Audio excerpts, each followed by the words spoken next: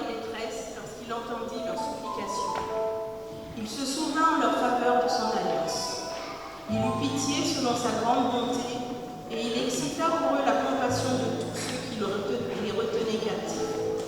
Sauve-nous, Éternel, notre Dieu, et rassemble-nous du milieu des nations, afin que nous célébrions ton saint nom, et que nous mettions notre gloire à te louer.